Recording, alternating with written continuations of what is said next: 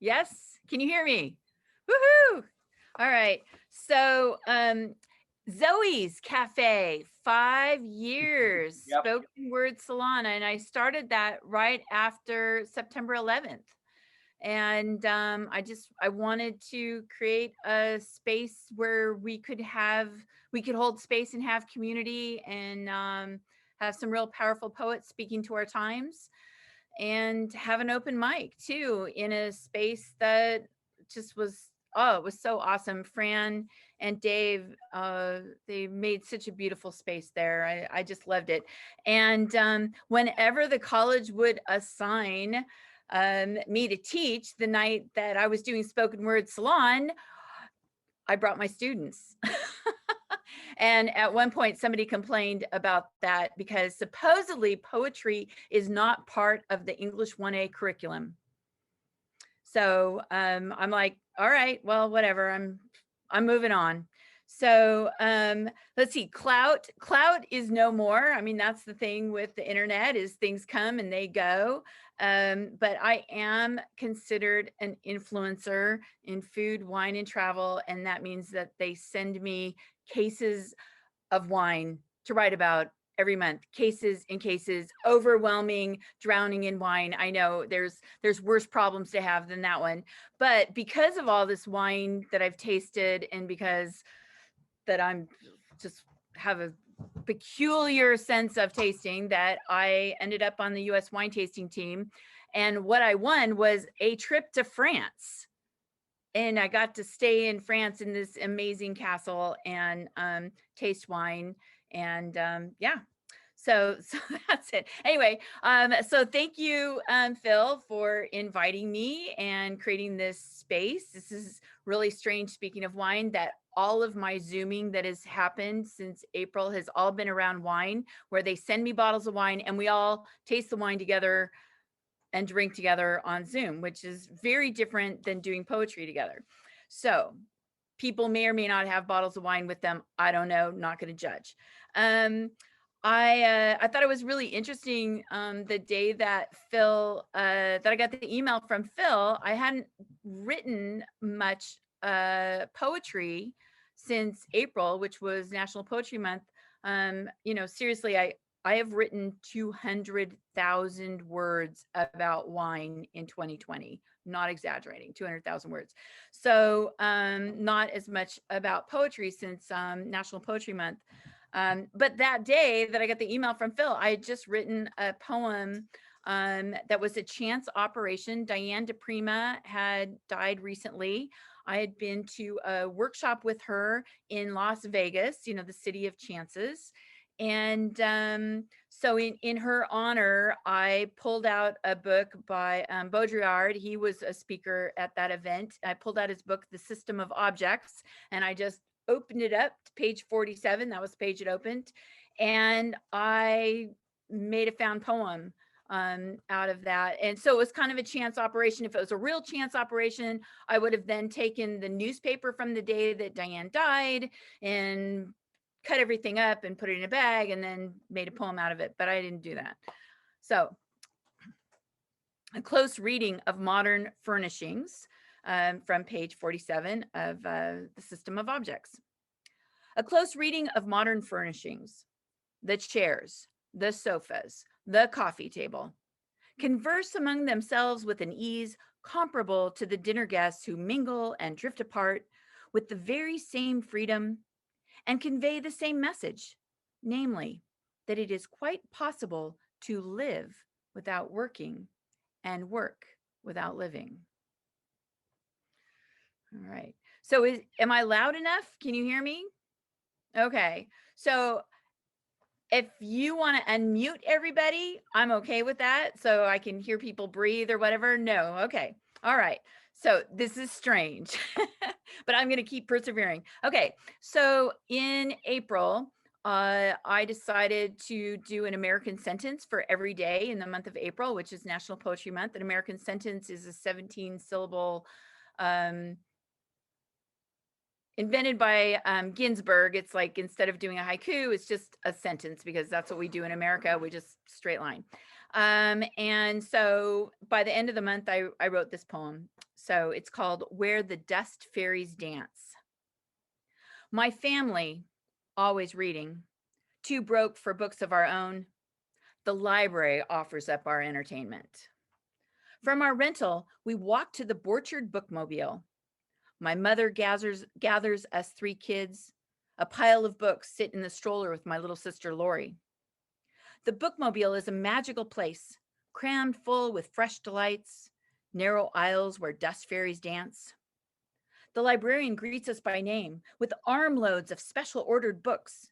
We went every week, always plenty to read.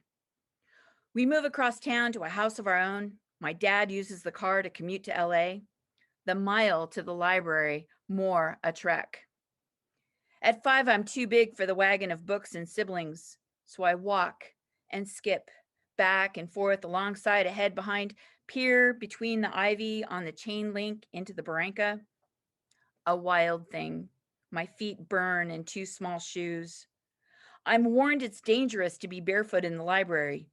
I see how sparks fly, feel the shock from static electricity. How much worse could it be, I wonder? I carefully avoid touching the ground with my hands or knees, crouching in my search for books, for life outside. Thank you. All right. Yeah, right. Okay. I only missed 2 days in the month of April doing American sentences. I wrote at least 1 a day, and I wrote a total of 45. I'm not going to read all 45, but I will do a blog post up. So if you want to see them and see the commentary, I did pictures and stuff like that. So, but I'm going to give you about half of them. April 1st. We all agree there is no need for April Fools in 2020. April 2nd. They are everywhere, these traces of trees growing from outline to draft. April 5th. Hope for a miracle. That's what you do every time you bottle wine. April 6th. If we'd posted a Facebook stay-at-home challenge, COVID'd be over. April 7. During days of Corona possibilities, decide to decide. April 8th. In a city that has vanished, I stay home with my forgotten shoes. April 9th. The Latin phrase solvitur ambulando means it's solved by walking. You be soul by walking. You create your world the way you walk in it. During COVID, I miss making soul as I move through the world walking. I miss walking, miss the birds, the wildflowers, the views, the hills, the air. April 10th. Husserl says, the world is yours to make on each and every occasion. April 11th. These days so bizarre, it's hard to separate dreams from reality. April 13th. What's your coronavirus-itis Monday everyday agenda? I'm rage sighing, no pants wearing, headed for electric chair eating. Also, day drinking, toilet paper hoarding, weed pulling, cat walking. Hand washing, hand washing, hand washing, hand washing. April 14th. As time crushes you, bends you earthward, be drunk with wine, poetry, earth. April 15th. Busy bees buzz oblivious to our coronavirus concerns. April 16th. Prayers, yes, but we combat COVID with compassion, constructive acts. April 17th. Eucalyptus leaves shimmer in morning wind, a school of shiny fish. April 24th. What COVID-19 and gravity have in common? Both pull you down. April 25th. Love what is lovable. Have compassion for what is not. April 27. Where I'm calling from. Borchard Street Bookmobile, where the dust fairies dance. April 30th. It's not joy that makes us grateful. It's gratitude that makes us joyful. And that's my cattle dog singing for you. All right. So this next poem is the one that Phil included in the email and the other notifications. And it's called Bread. And I thought with all the COVID bread making that's been going on, it was really a great choice. And also a thank you to the people that have baked bread and shared their bread with me during COVID. How loud is the dog? Manageable? It's okay. It's okay, Marshall. Oh, he's taking the dog out. Okay. Bread. I see him when he's making bread mostly. He doesn't see me. He is relaxed, focused, elegant in his motions, smooth waltz with the dough. He is young and beautiful, smooth-cheeked, girl slim. I imagine him bringing me bread, warm. The bread is warm and crunchy and soft. Flour dusts his blue jeans and plaid flannel shirt, the scent of warm bread on his breath, in his brown hair. I wouldn't want to wash his clothes, wouldn't want to wash the bread smells from him. He can't smell it anymore, but I would wrap myself in his bread clothes, understand his life, what he does with his days. The baking of bread, I understand this. I understand his rhythm, his motion. He would have time to think. His feet would be tired, his back. I would need him, smell the bread smells in my hands. A baker's life starts early. He would leave the warm bed for the bakery. Through the window, you can see the dawn, see the children cross the street to school, see them on Saturday play soccer. He would walk home at lunch, and we would have bread. With salads, with soup and sandwiches, it would be enough, his bread, and we would be happy. So I don't know how many of you are fans of Ray Carver, but I'm always reminded of his short story, masterpiece, A Small Good Thing. Bread is a very important part of that, and bread very much is a kindness. It's a small good thing right now in these challenging times. Not all of us are bread bakers. So about a year ago, before COVID, I wrote a couple poems about kindness, and I want to share those. So here's the first one on kindness.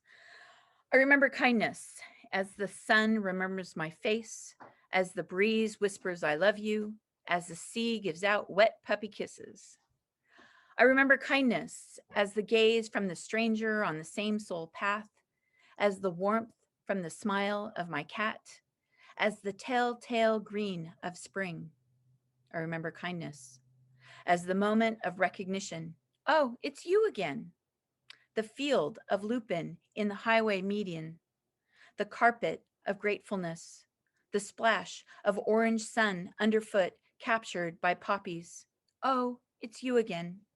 The piss of cougar trailside, the blackened branches now dead, now alive, the smell of ash drowned by spring rains and hot chemise. I remember kindness when I see you and you and you and you. The button famous to the hole, the sparkle famous to the eye, the wrinkle famous to the face. I remember kindness when the path is clear, the light is green, the door unlocks, the creek runs clean.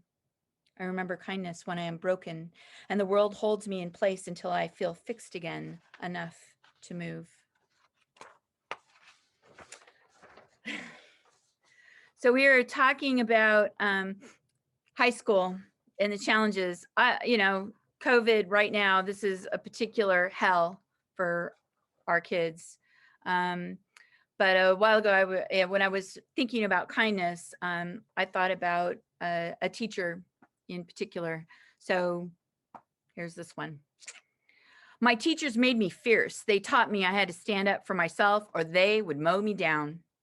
My teachers made me howl. They never heard me because they didn't ask and I was silent. In my own world, I gave nothing away. But there was Mr. Buffin with his scraggly graying beard or clean shaven. He played volleyball, coached the girls at Carpinteria High, lived on a boat in the harbor, something I dreamed of doing. He turned 30 the year I turned 16, but I still thought he was old when he was young enough to remember. He loaned me his car, his little blue Fiat. Top down, I could drive right out of the teacher's parking lot at Buena High School, drive right past the tennis courts, the baseball diamond, the track, and onto the freeway to the beach.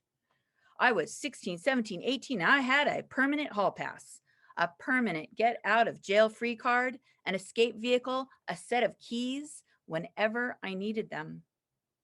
And yes, I needed them. How did he know that would keep me sane in the insanity of high school? That the fresh air, the sunshine, the beach breezes would make it possible to return to the stifling classrooms and gray hallways of school. That box that they tried to keep me in, he knew how to unlock, and he handed me the keys, no questions asked. I was a writer, and I had business to attend to. All right. Okay, 3 conversations. This is from a year ago. In the car, she says, his eyes look very green. He says, I've been looking at a lot of grass today. 2. In the park, she hears her on the phone, always on the couch. She's always on the couch. She's like a small cancer, always there. 3. In his vineyard, he tells her, to make the best champagne, you must understand the mind of the soil. When you have soil like this, the roots are deep, just like a person, more balanced, less sick. When you drink the wine, you understand the soil. When you taste the chalk, you can taste that the wine is born from the sea. When you work biodynamically, you work closely with the sun and the moon. When you believe about the sun and the moon, the rest is more simple. All right. So I got 2 more, relatively short one, long one. The first one is from a collection, Psalms and Silt, which is about the Thomas Fire and the Montecito Medflow. And I also was part of a project funded through the Opus Archives that was eco-psychology. Anyway, this poem's part of a longer version of that project. Reverie by Fire. Prometheus, Sky Snake, Grandmother Spider, Nanabush, Coyote, Maui. They stole fire from the gods to give it to us. Both intimate and universal, built on purpose and on accident, with care and with carelessness, hypnotizing and primitive, worthy of worship, a living creature, a ravenous animal. Fire feeds itself. Fire embodies growth. Fire invites us to reverie. Fire powers our hearts and sky. Fire shines in paradise and burns in hell. Fire offers light and darkness. Fire links hearth and volcano. Fire voices our solitude and our grief. Fire brings death and renewal. Fire illuminates the soul where it smolders there more than in its ashes. We learn not to touch it before we learn what it is. With the God's gift of fire, we make civilization, we create community. On the anniversary of the Thomas Fire, conceived by doubting Thomas and Thomas Edison, born at the College of Thomas Aquinas, hillsides flesh green, where last year they flashed orange. The man at the dog park asks, how is it in the trailer in the rain? His friend throws the ball to the dog and answers, not bad. It's the building and the being there that's hard. Long after the fire has been contained, long after the firefighters have gone home, Thomas teaches us we have much still to learn about this gift from the gods. All right. All right, last one, long one. So I was commissioned by the city of Pasadena to write a 5-minute piece performance poetry piece about water and power in Pasadena, site-specific piece. And then the piece was recorded and has sounds that are relevant and music and stuff like that. And then it was in a park in Pasadena for 2 years, from 2014 to 2016. And you sat in this concrete chair and you put your feet up on this concrete ottoman and you pushed a button and my poem came out. So a pretty interesting challenge. And this is the poem that I came up with. Aqua, agua, apa, awa, ama, vada, Wasser, Wasser, water, om. Bachelard tells us A-ah is the water vowel. A-ah is the first letter of the universal poem. A-ah is the letter that stands for the repose of the soul. Language is filled with water, he says. Listen as the liquid syllables of flowing language carry off lingering moments of memory. Listen to the stirrings of the stream. Listen to the stream laugh and the laughter stream. Listen to the round words roll over stones. Speak to the river and it will teach you to speak. Feel whispering onto your face the beauty born of murmuring sound. Water is everywhere, in everything. Water is everything, in everywhere. Water is all. Water dissolves all barriers. Water brings everything together. Water carries everything everywhere. Water weeps with everyone. Water flows in the air between us. Water flows on the ground beside us. Water flows deep underneath us. Water flows within us. In every breath, breathe water. In every heartbeat, feel water. Water cycles from sea to sky, from body to body, from sky to stream, from body to body, from stream to sea, from body to being, from being to body. The same water in the first beings flows in our bodies. We're all made of recycled water, water recycled since the beginning of time. Without water, we cannot smell. The membranes in our nostrils must be moist. Feel the glisten on a dog's nose. Dampen your philtrum and sniff. Without water, we cannot speak. Our tongues must be wet to work. Without water, we do not hear. Air carries sound through water. Without water, we cannot see. We must blink, blink, blink. Keep our eyes constantly rinsed. Our brains too must be bathed. Without water, we explode in pain. Our constant companion carries us through, in, above, with, about. So embedded are we in water, we must look for it to see it. Water is both mirror and window. No wonder Poseidon was pleased to be crowned king of water. When baby brother Zeus chose the heavens and brother Hades, holding the short straw, got the keys to the underworld.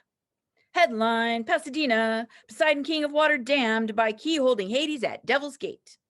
In a Dionysian rush to join the sea, water races, roars down precipitous San Gabriel mountains, steep, sharp, rocky, rugged, ravaged by fires from Hades. Prone to Poseidon's floods, the intense racket rises, disturbing the sky home of Zeus. From 32 square miles of upper Arroyo Seco, rolling stones, gravel, sand, stop. Land, creating an alluvial plain. Hashamungna, the native Tongva named it. Land of flowing rivers, fruitful valley. Geologists call it the Raymond Basin. The Spanish proclaimed it the Key of the Valley. The Indiana colony decreed it crown of the valley, or in Ojibwe, Pasadena. From Devil's Gate, Arroyo Seco emerges, steep descent slows, cuts through water-soaked Bajada, diked at the south by one of Poseidon's faults. Undaunted by near-desert conditions, only 21 inches of rain, yet ferocious flash floods, elfin forests flourish.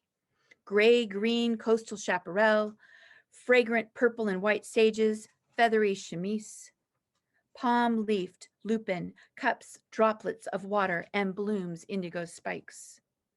Hundreds of artesian springs and streams flowed from an underground aquifer fed by immense beds of gravel. Cool, delicious water leaping out of rocks in little cascades, enough to allow Dionysus to make wine in the 1880s from grapes grown without irrigation. Exporting water from Devil's Gate for agriculture and urbanism, first in Zonjas, then tunnels, a 3-mile long pipe, plus many wells. These graves sank the water table down, down, down, down, down, all the way to Hades, who now delivers our liquid refreshment in plastic. No longer do we drink from the same well in public fountains. No longer is water the peace that integrates. Time for communion of Poseidon and Hades. Time to walk in water. Time to know the living, intelligent force that is in us all. Agua, aqua, appa, ama, awa, vada, Wasser, water, Om. Thank you.